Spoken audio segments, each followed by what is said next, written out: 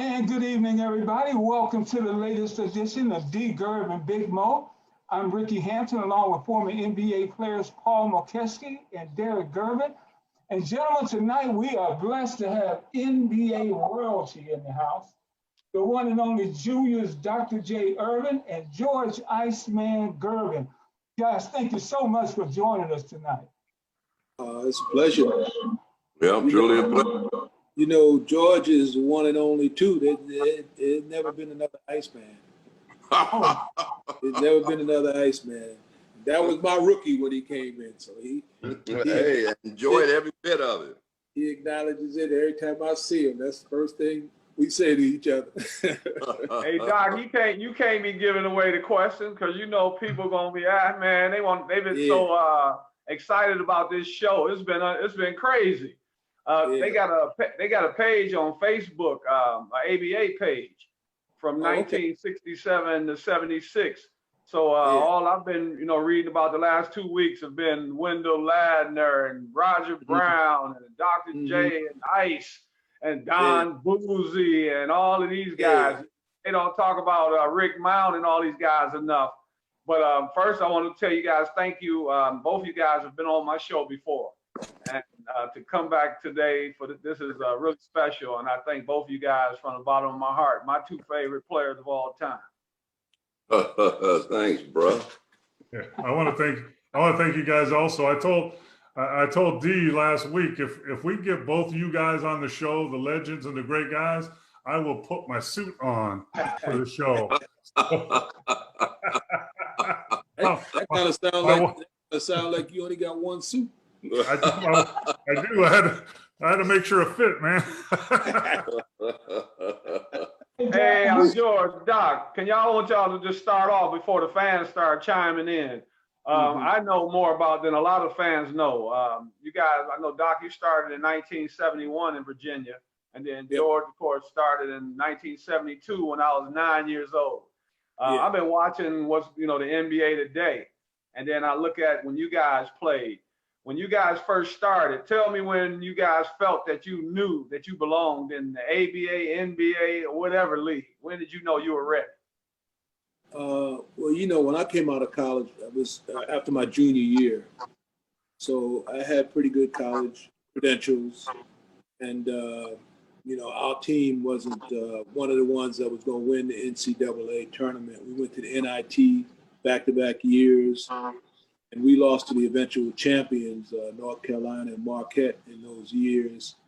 So when the scouts and the agents kind of came around after that second year, it was a tough decision for me to make.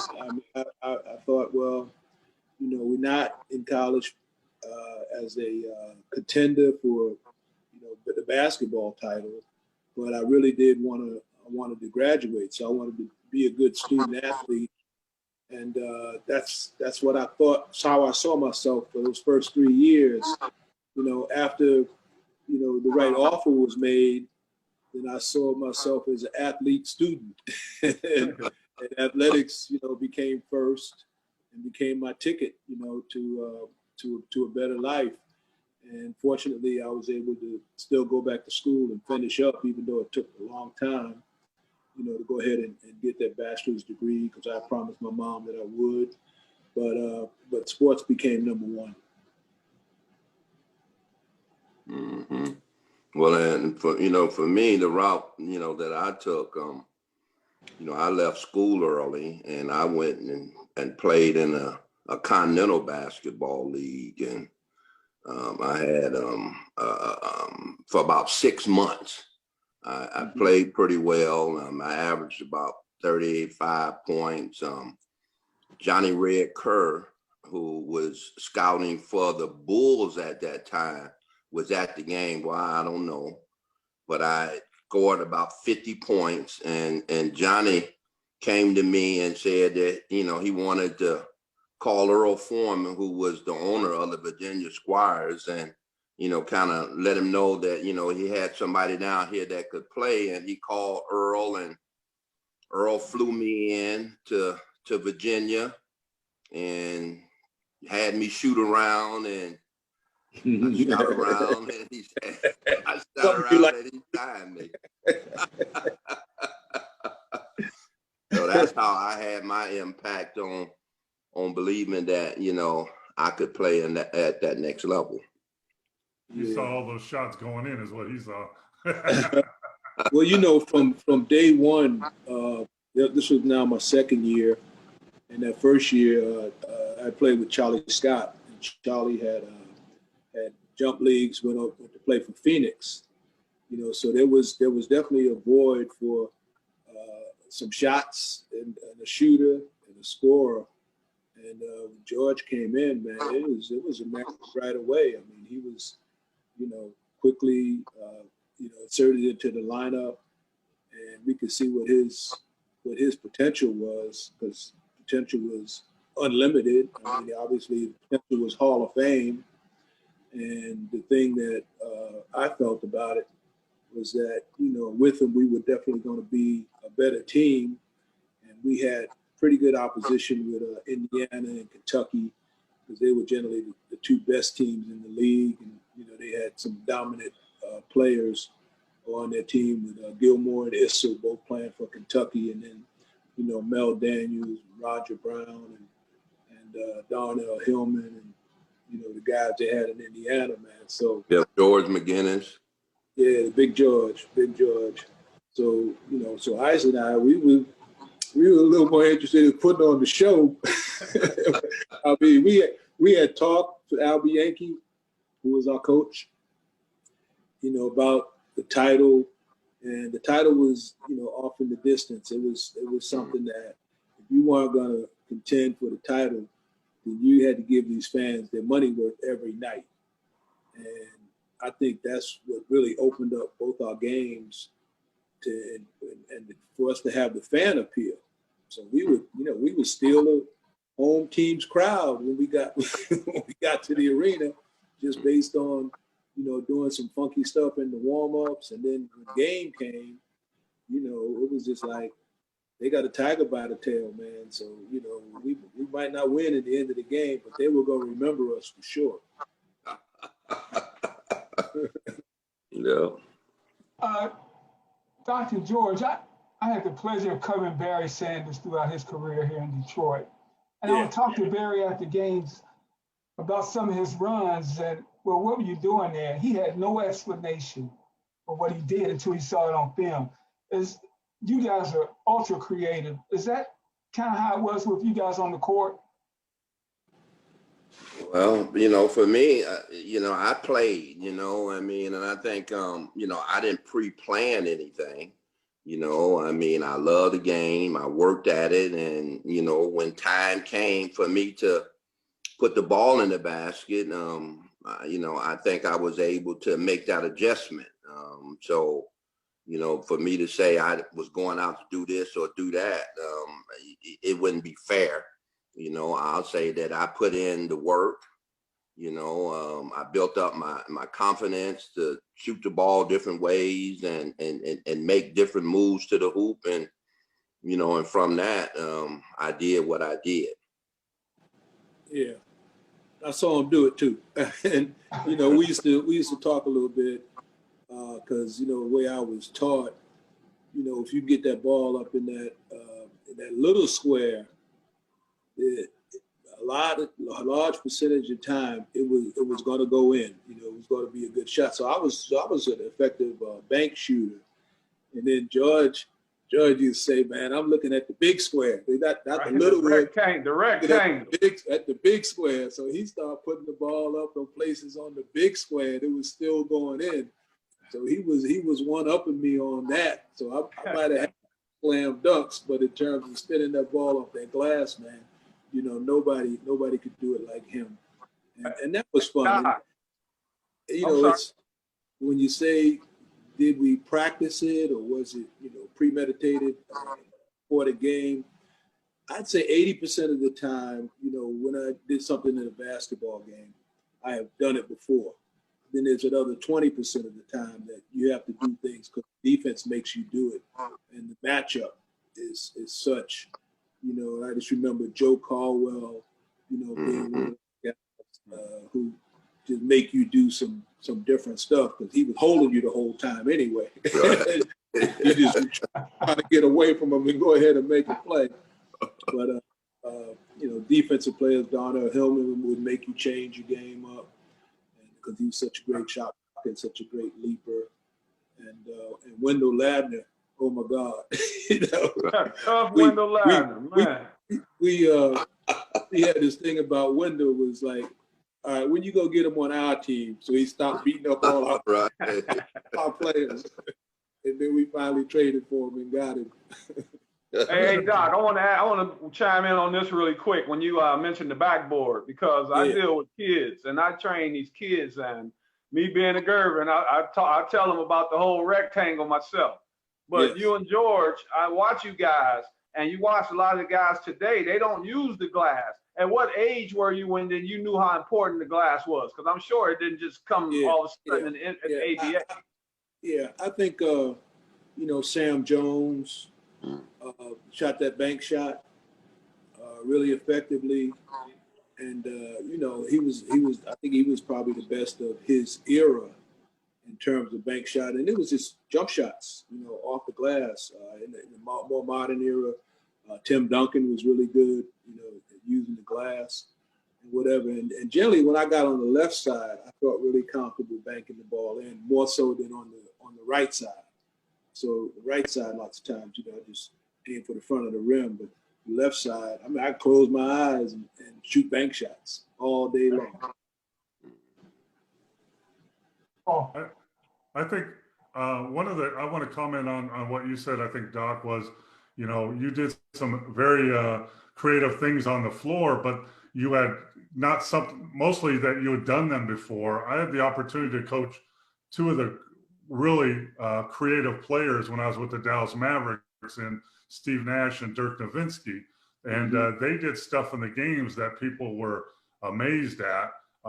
But when I watched them in practice, they experimented all the time and did things like that. So even though it was created during an event in the game, they had already had that in their mind and tried it out in practice at times. And I think young players need to take that advice and, you know, work on your fundamentals and your basics, but also be creative in some of the things you do. So like you said, when the defense makes you react, you have something to go to that you can still be successful with. Yeah.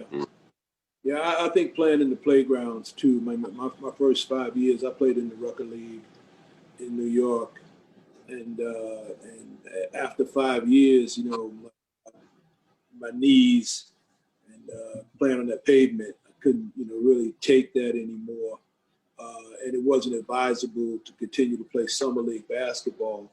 But you know, summer league is a place where, you know, you develop a whole lot of creativity and you experiment and try things. And once you know, tried them and succeeded with them, then you own them. Hey, Doc, we got a place in Detroit. I'm sure you heard of St. Cecilia. St. Cecilia. Yeah, for sure. I got to get to George because George, I want you to tell. When I was very young, we used to go to St. Cecilia, right? And when George was playing, the gym would fill up, and there would be people outside and honestly trying to climb on each other's shoulder and try to see through the window. George, tell us a little bit about, because that's when I start really seeing you become the player that you became, and I'm your brother. Did St. Cecilia help your confidence grow at all? Well, I'll start with the Franklin Settlement first, you know, because we played the Franklin Settlement throughout the week.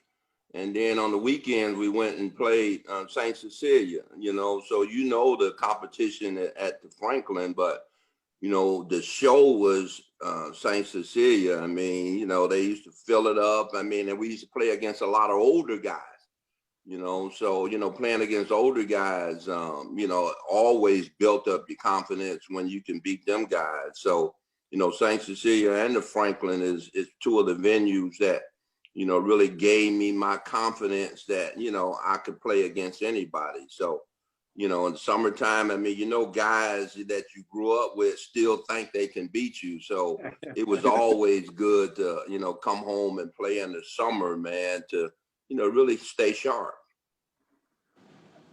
you're watching D. Gerv and Big Mo. featuring former NBA players Derrick, Gervin, and Paul Mokeski. And we're joined by two NBA legends tonight, George Iceman Gervin and one and only DR.J, and the one and only Iceman too, for sure. We got a lot of questions and comments coming in for you guys from some of our viewers. Kevin, I've been looking forward to this interview all night. And Kayvon, Dr. J made the slam dunking thing in the sport of basketball and has become stuck as an art form ever since. Julius was the originator of making the slam dunk high-flying maneuver taking off from beyond the free throw line. You see yourself the originator, Doc. Doc? Well, you know about Connie Hawkins, Doc, before the young fellas. Yeah, we're all inspired by people, and I remember, just a guy who was my freshman coach. He mentioned, like, you playing like Connie Hawkins, and I didn't know who Connie Hawkins was, or whatever, because I picked the ball up with one hand. And when I first went to rugby league, they started calling me Little Hawk, and so Connie was definitely an influencer after I found out who he was, and I saw him play. I saw him play for the Globetrotters, and I saw him play for Phoenix, and he played for the Pittsburgh Pipers too. But Elgin Baylor was probably the major influence, just in terms of his creativity around the basket, and he'd score, rebound, he'd grab it, take it down the court, transition, and make the pass or make the play, or whatever. So he was like my favorite guy to watch before I became a pro. And after I became a pro, George was my favorite guy to watch. Actually, I went on record and said, George Gervin and Tiny Archibald, man, I paid to see those guys play. There's some great footage out there on YouTube of Elgin Baylor early on his career with the Lakers using the so-called Euro step. He used it back then. You know what they called it, though? They called it the Washington crossover, right? Washington crossover. Oh, the Washington crossover back then, not Euro step. Giving credit to the Europeans, whatever. It was definitely a part of the game. I call it stepping, extra step. If you had music to that, it would be stepping, that's for sure. And Doc, when you first saw George come in, did it just hit you right away, his talent? Yeah, I had Fatty Taylor, Bernie Williams, George Erving, Jim Akins, Neil Johnson, Ray Scott, and that team down in Virginia, whatever. And there was nobody like George. I mean, he was replacing Charlie Scott. Charlie Scott's a Hall of Famer, and Charlie was the leading scorer on the team. And Charlie's here in Atlanta. He says, man, I played with JoJo White, I played with Julius Erving, who else did he play with? Vincent Hayward. He played everywhere he went. He was always the leading scorer. And and when he got in the Hall of Fame a couple of years ago, it was well deserving. But when I saw George, I said, we go fill up this void real quick, because Charlie's getting like 33. And George started slow. He probably started scoring 18, 19. But each year and each game, he got better. And obviously each year he improved, because, after I left, he jumped right up into the 30s every night. The team was leaning on him. So I was really always happy and proud for him. But I think that was like the pedigree of the ABA. We pulled for one another. It was one for all for one. So if anybody got a Sports Illustrated cover or a sport magazine cover or any kind of publicity, we would revel in it. I mean, there was no hating.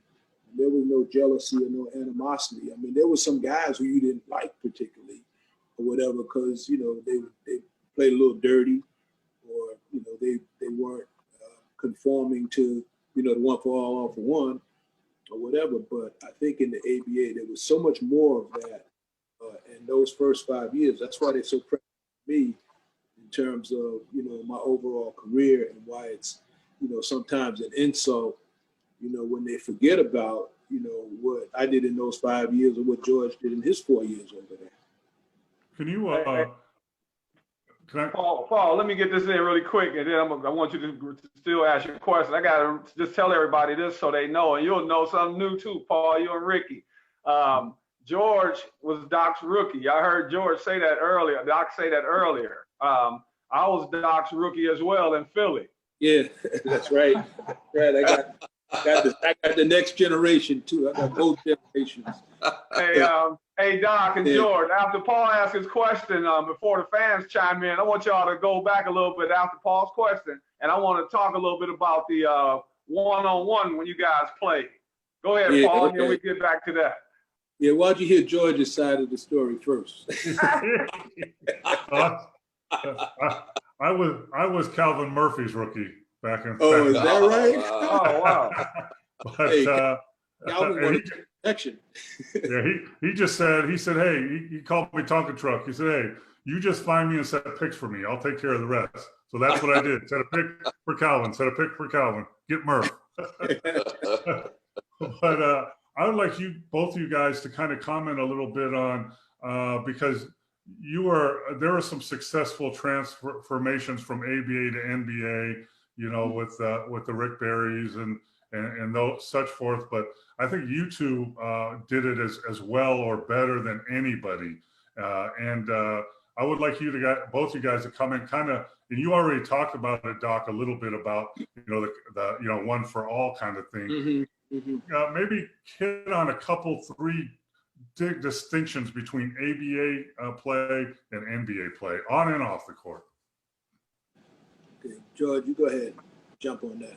Well, I think what inspired us mostly is that, the ABA really wasn't getting the marketing with the talent that we had, over the years. And, obviously the NBA was the NBA. So when we had an opportunity to compete against them guys, and them guys already knew we could play. But when we did make that merger, I think we had a chip on our shoulder. We had something to prove to the NBA fans that we belong. And I think with that attitude and with the skills that we brought to the NBA, we proved it the first year. If you look at the first All-Star team, when we did merge, it was full of ABA players. So, I mean, yeah, it was a big motivator, I know, for me and a lot of the other guys to have that opportunity to, to play in the NBA. Yeah, there were guys that the NBA, never saw, like Jimmy Jones and Captain Late, or whatever, because they didn't totally make the transition healthy, and so their credibility, it was kind of like forced on the guys who did go. We were like, all right, we're playing, with a chip on our shoulder. We're playing for the guys who didn't come in, whose contracts weren't bought or transferred, and that first All-Star weekend was a big one because there were like 11 former ABA players playing in the game. Out of the 24 players who were selected to be All-Stars. So that was a statement unto itself. And, with George and David Thompson, coming in 1-2 in terms of leading the league and scoring or whatever, there had to be an acceptance of not only the players, but the league itself. And, the continuous support of the league. It's been a roller coaster ride, because there was another United States ABA. Sometimes people get confused with that. They confuse the ABA with the CBA.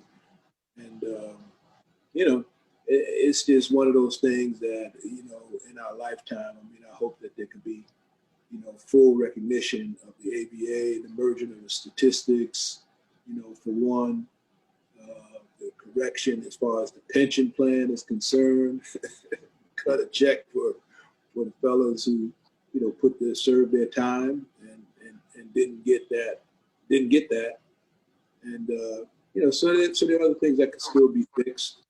But, you know, the Artis Gilmores of the world, and the Dan Issells of the world, George McGinnis, you know, the Nets, you know, my Nets team, which was able to win 2 championships during that time. Indiana won 3, you know, Kentucky won 1, I believe, right, Ice?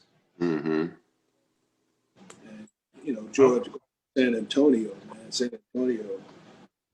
that franchise, he solidified them and put them on that path to the success they had in the NBA. Yeah, I would put it to you guys right now that the NBA today mirrors more of the ABA of yesterday than anything. You know, high speed, creativity, shooting threes, entertainment. I think the NBA mirrors what the ABA brought to it, and I think it's morphed into what it is now. Without the physicality, Paul. Well, yeah, I mean. So the ABA, they play kind of physical. But Paul, I want to go. We're gonna change it. I want the people to hear this about. Tell us a little bit about the one-on-one days, George, Doc. When you guys, what Doc used to, my understanding is that after practice, Doc would take George and he would tell him, "Rook, where you think you're going?" And he would tell Doc, "You're not going anywhere." And then they play one-on-one. Can you guys tell us a little bit about the one-on-one history? Oh, well, I mean, it'd be a delight. I mean, because, you know, and for me, that also solidified, you know, that I belong. I mean, and I tell Doc and I tell the world, I mean, what he meant to me, you know, as a rookie, you know, he put me under his wing. I mean, you know, he helped guide me. I mean, he played me. You know, we practice, and then I'll be trying to slip in the locker room, and he'll be saying, "Hey, Rook, where you going?" I'd be going, "What locker room?" He said, "Oh no, we ain't done yet."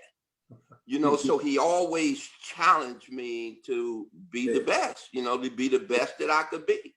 You know, so me and that brother Bear used to go one-on-one, man, and man, you know, I mean, and me being a rookie, obviously I was intimidated, you know, I mean, I was intimidated of, you know, who he was, you know, Doc was, you know, to me and the league, the ABA, you know, and I had a chance to compete with him and against him, you know, after practice, man. So who won the most? Y'all know who won the most. I mean, hey, I'll tell you. You know, but I think what he did for me is he taught me how to win, you know, because he only played one way. He played hard all the time. And, you know, and man, he was like my basketball big brother, man. And I always appreciated him, man. And I still today. And, you know, I'm 68 years old, man. And he called me Rook, man. And I still be saying, "Yes, sir." Well, if I could compliment that, you know, the coaches, they could only do so much, you know, when they have the whole team and, you know, they're trying to do what's best for the team. So a lot of the individual development you had to do on your own, or you get with an assistant coach, you can hang out. And so after practice, you know, there were just, you know, situations that could be created. And if you excelled, you know, against your teammate who was playing hard against you or whatever, then, you know, you had a confidence, as George mentioned, plus you had belief in him, you know. So I'm like, you know, this young fella, if he can get by me, I'm a shot blocker. I like to steal the ball. You know, I mean, I had good defensive credentials, you know, when I left the game as far as defensive stats are concerned, rebounds, steals, block, deflections, you know, all that kind of stuff. So that was just part of my DNA. And I said, he can do that against me. I got confidence late in the game. If I give him the ball, he's gonna make something, you know. And he did time and time again. And even when I wasn't there, he was making something happen. And then when I was on the other team, he was making something or whatever. And all I could do was smile. I remember we used to play San Antonio, and we used to put Maurice cheeks on him. just Maurice was basically our best defensive guard. George was the big guard, and Maurice was the normal size guard or whatever. And he just, at the end of the game, man, Maurice was just worn out. He was just like, hey, he did the best that he could, but he couldn't do nothing with George. And that was basically the story amongst the league. You could beat San Antonio, but you weren't going to beat Gervin, and you weren't going to outperform him. And that was to his credit. Derek, we got a great question from Douglas Brown. Douglas, thank you for checking in, and thank all our viewers out there for checking in tonight. Douglas asks, who are the toughest guys for you to compete? Who are the toughest guys for you to compete against? Besides each other. Yeah, this would be in the basketball career. In my 16 years, Bernard King is always at the top of my list. Bernard was like a runaway freight train. He especially when he played in New York, and he was. Larry Bird was Larry Bird, and Boston, Philly. You know how that rivalry was, but individually, I put Bernard King as the toughest guy that I had to play against, and toughest to defend.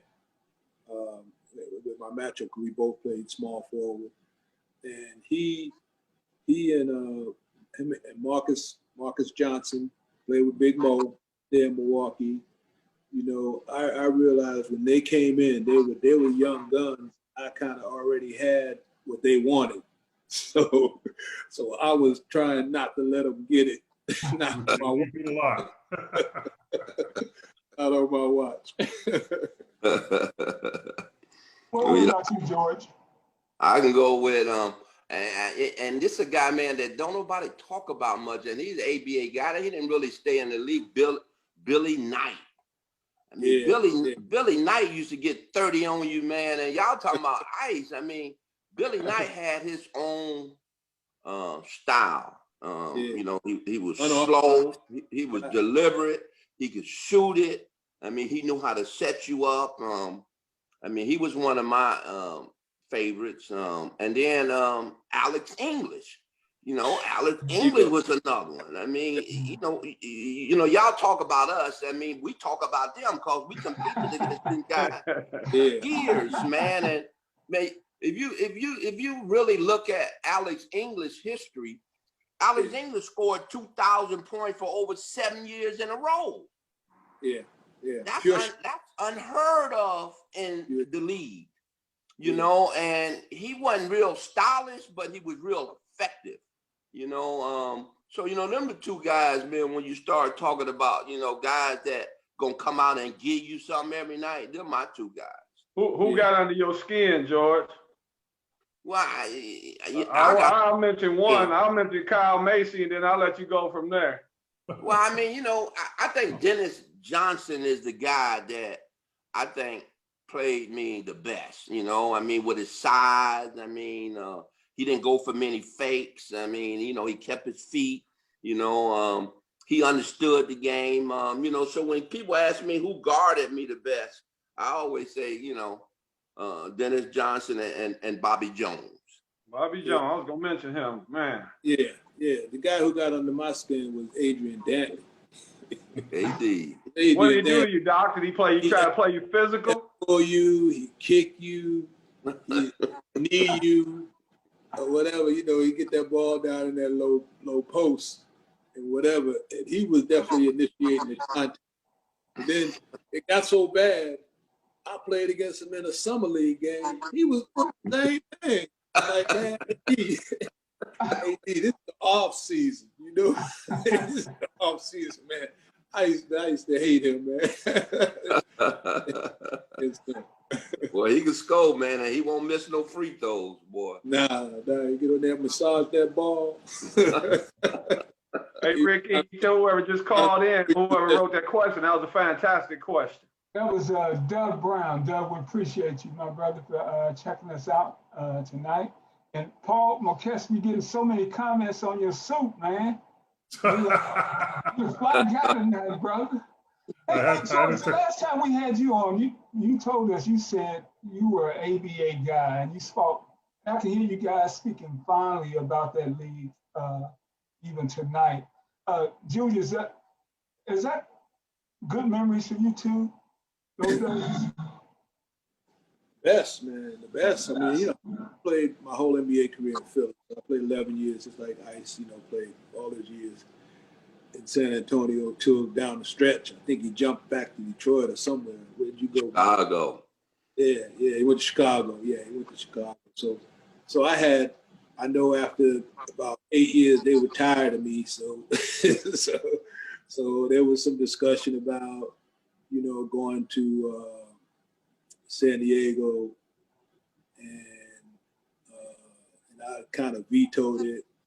Said, I've been here this long, you know, we got the titles, now let me just finish it out right here. Don't really want to leave. So I played all 11 years there, but in all those 11 years, I don't think I experienced the joy that I experienced in Virginia or New York. And New York was coming up, you know, so I grew up in Long Island, and the team was based in Long Island right there, in Hempstead, Uniondale, or whatever. So that was a homecoming, and Virginia was a coming out party. In college, you guys, they didn't allow dunking in college. My two varsity years. So when I was at 70 and 71, but Lou Alcindor was in at UCLA, they were trying to neutralize him, and he fixed them because he got that sky during that time. There was no dunking the basketball. So I'm coming out on the fast break. I got to figure out how to, you know, finger roll it, lay it up, use back foot, go underneath, twist, turn, switch left hand to right hand, and doing all that stuff. So all that stuff was helpful in college. And the very next year, after my last year of college, you know, they brought dunking back into the game. But I was playing summer league, and before going down to Virginia, and I had a lot of dunks stored up that, you know, I didn't even know were working. Foul line, coming from the corner, out of bounds, you know, all kinds of stuff. So, because I, you know, I could always hold the ball with the one hand, and, you know, you get up and 2 or 3 guys come after you and whatever, and you could just get that hang time and move the ball around left, right, or back, hang a little bit longer, and then flush it down. Whereas if they didn't have dunking, you know, that would have to be some sort of trick shot. And, you know, Duncan was more authoritative, you know, to help to steal the crowd. Plus, you know, it helped to demoralize a few people who say, you know, who were getting posterized. And they're like, I don't want to mess with this guy no more, you know. So, Hey, I want to ask you really quick before the next person asks a question. Both of you guys, the similarities, the trick shots. But what I noticed when you guys played, and I don't know if the kids study the game, you guys would shoot the ball and Doc, like on your dunks. Somebody like a Mark Landsberger go up and contest. yeah. Then you seem like you went up a foot higher. And the George on the finger roll, guys think they're going to block it, and then he go up a little higher and just flip the ball over. What is that just a God-given gift, or is that something you can practice? Well, I mean, when I used to roll it, I mean, yeah, I mean, that's something, you know, that I picked up, man. I mean, I remember in 90, was that 97, Doc, when we became the top 50? And we, yeah, 95. And we was all in Cleveland. And we were sitting at the table with Will and Doc and Connie, you know, and Will, Will always talking, will say, man, Ice, man, how you gonna steal the finger roll? You know, I was the finger roll, and then Connie say, oh, no, man, you know, and then Doc say, no, man, you know, he took it. I say, man, look here, man, I took a piece from each one of you guys, man, I just made it famous. Yeah, and made it, and perfected it. And perfected it, I mean, but, you know, that because was Will would get in that lane, and he'd just drop it back, and you didn't know where it was going to go. A lot of times, it would hit the rim, hit the backboard, then he'd follow it up and dunk it or catch it. And just like Big Moses, you know, Moses would just throw it up there sometime and just go get it. But Ice was efficient, you know, shooting 50% or better from the field, and you know, care and handling in terms of, you know, being smooth about it. And, you know, that's where Ice came from. Y'all know one thing Ice can do is finger roll, right? It's finger roll, man. Yeah, That's one thing. So back to Derrick's question, though. I think, like, you know, sometimes there's like an extra gear, and you know, you leave your feet, so you're looking for daylight, and you can leave your feet, and you know, one, sometimes two guys are coming, so you're not jumping as high as you could possibly jump. You know, you have a more elongated jump. And I used to tease people. I say, man, y'all, I put the air brake on.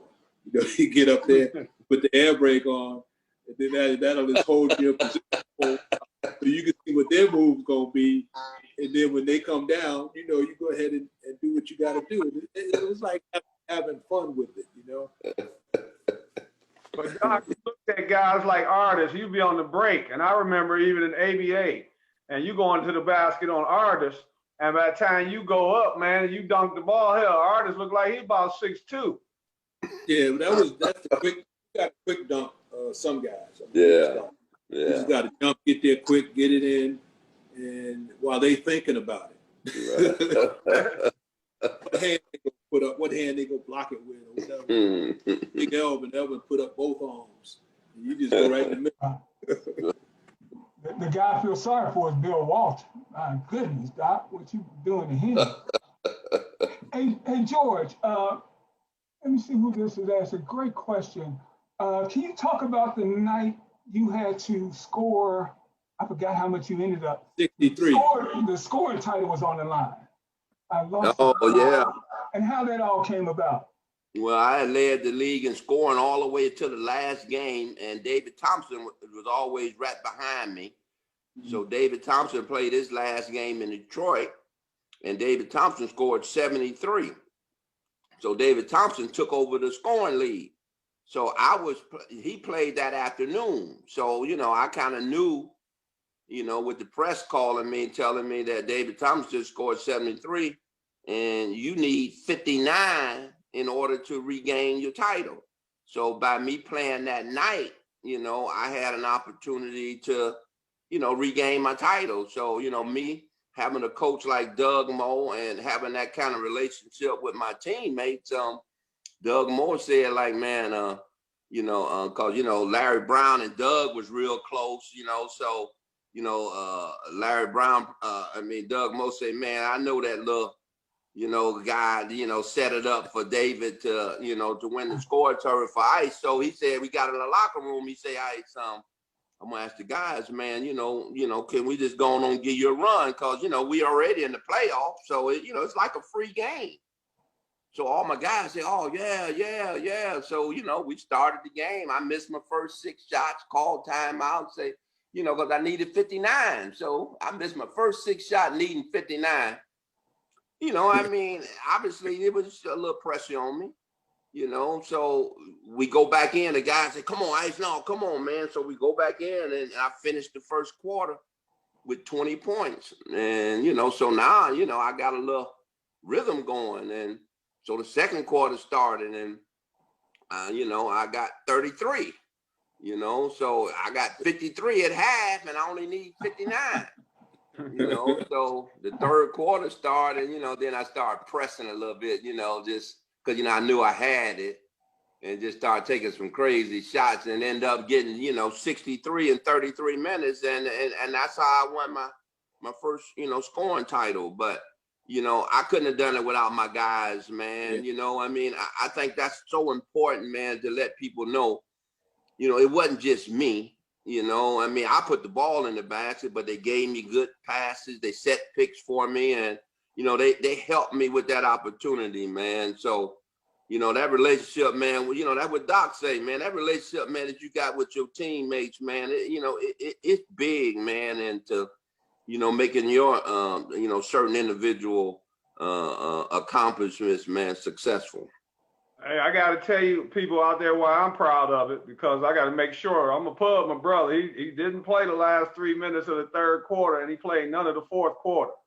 So we talk about these guys that scored 80, and I know Kobe got 81. I just want people to remember, George also, he sat out the whole fourth quarter. So we didn't have no three-point shots. 90. But we did have 3 for 2 free throws. I want to thank Kevin Morris for asking that question. Thank you, Kevin. That's a great question. Paul. No, it was 3 to make 2, 2 to make 1. You remember that, Paul? Before we get on with everything, we only have a short time left. I want to thank both of you guys. I've been blessed in my life. I played for 12 years in the NBA. I've coached this great game for 25 years. And two things stand out in all those years. One was with you, Ice. We didn't get to play. I was mostly in the East, so we didn't get to play you very much. I think it was my 3rd year in the league, and I went up and tried to block one of those finger rolls. And, of course, you shot it over me and made it. And I looked at the bench, and they were just all laughing at me. And when I got to the bench, Bob Lanier said, "Hey, don't do that again, man. Don't do that." And then with you, Doc, you won't remember this, but I remember it as one of my biggest moments ever. I had the opportunity to play. We played in the last game that you ever played in, a playoff game in Milwaukee in the Mecca. And it was a playoff game. We had finally beat you guys, finally. And the fans, you went out for the last time, and the fans gave you a standing ovation in the Mecca. And John Lucas came over, I remember, and hugged you. I was at the free throw line. I had been fouled, and I was at the free throw line. All that was going on for the last time. And I looked at Dick Vavetta, and he gave me the ball. And every standing ovation, and you were walking down over there. I said, Dick, ain't nobody watching me. Just count these 2 and let's go. Hey, man, I tell you, we only got about 8 more minutes here on Gerv and Big Mo. Man, this has been a tremendous evening. Doc, do you have a favorite dunk? You have so many iconic plays at the rim. Is there any 1 or 2 that stands out in your mind? Well, there's one, and when Ice mentioned the NBA 50 greatest, and we were in Cleveland at that dinner table, Elvin Hayes was there too, and for some reason, Elvin was a little annoyed, and I really wanted to get to the bottom of it, or whatever. So I was like, Elvin, we retired now. You still can't be mad about that dunk in the Capitol Center. He said, yeah, I'm still mad about it. So there's a story here because, it was, they were really good, 78, 79. They went to the championship back-to-back years and whatever. But, we were pretty feisty up in Philly. And I turned the corner once after going around Greg Ballard. I go to the basket, and they got Elvin down there helping out, and Wes.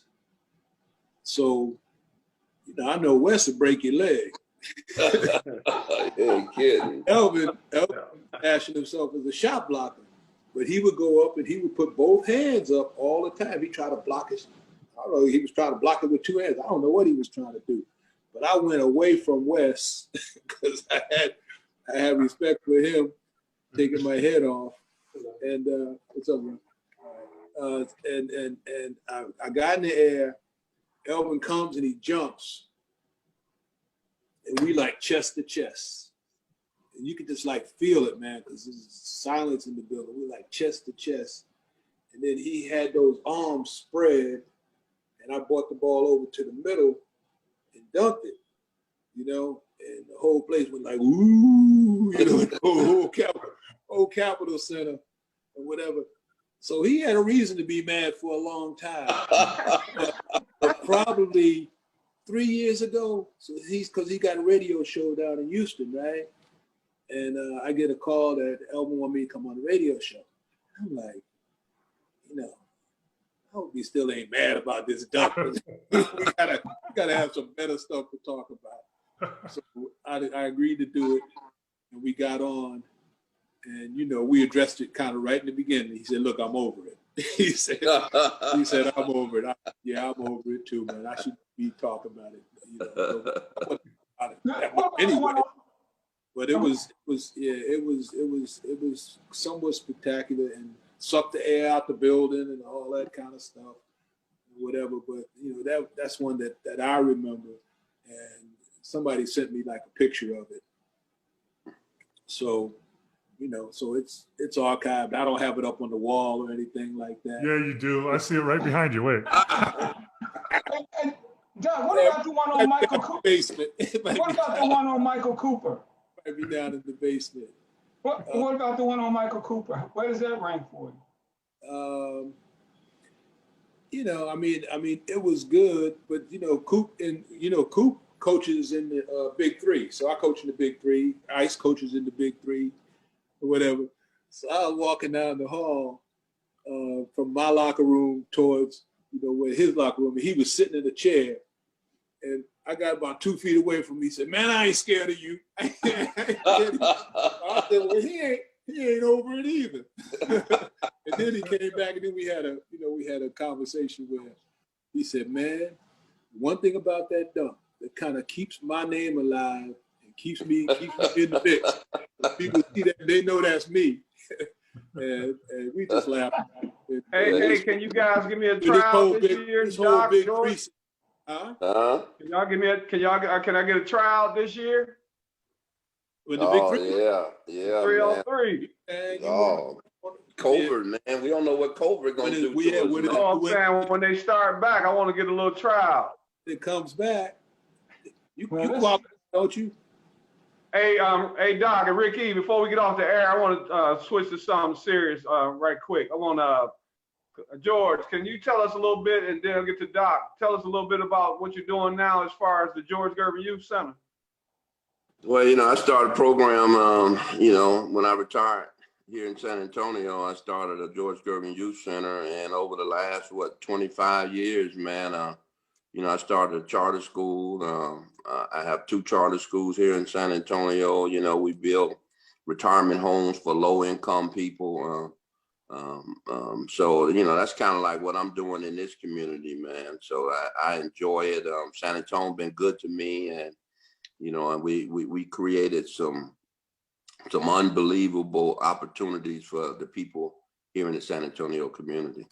And don't leave out, some people don't know about the school in Phoenix as well.